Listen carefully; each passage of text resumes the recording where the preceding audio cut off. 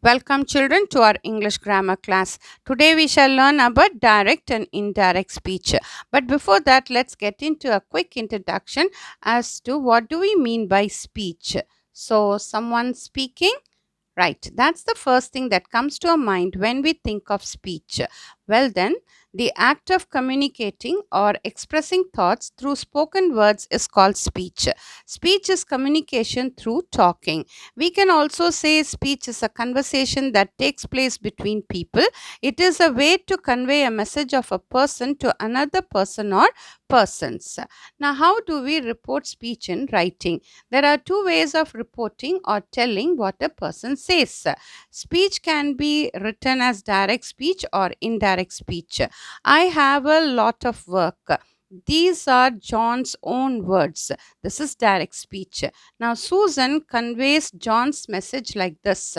He said that he had a lot of work. That's indirect speech. Now, what is direct speech or quoted speech? Saying or quoting exactly what someone has said is called direct speech. In direct speech, we use the speaker's own words or the speaker's exact words. Here, what a person says appears within inverted commas or quotation marks like this when we put it in writing. So, direct speech is also called as quoted speech because they appear within quotation marks. Now, look at this example. This is a conversation between Helen and Rosie, and Helen's own words are, I am going home. Now, how shall we write this? The first part of the sentence will be who said to whom, and the second part of the sentence will be the direct speech within inverted commas. So, Helen said to Rosie, I am going home. This sentence is in direct speech. Here, Helen is the reporter or speaker. Said to is the reporting verb. Rosie is listener. I am going home within inverted commas is the direct speech. Now, the same sentence can be written in another form. That is, the direct speech will come first, followed by who said to whom. Like this, I am going home. Helen said to Rosie. This is direct speech. Now, punctuating direct speech in your writing.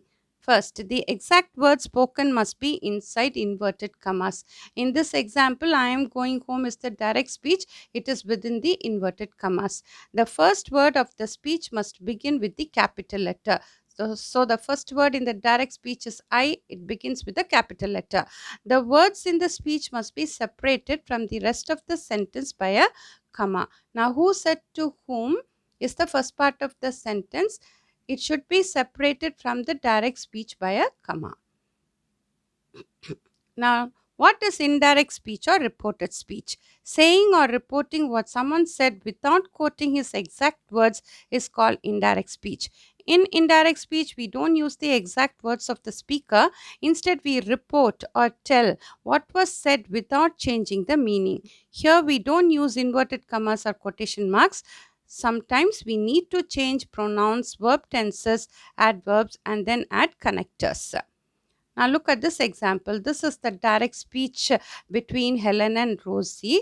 Now, what is indirect speech?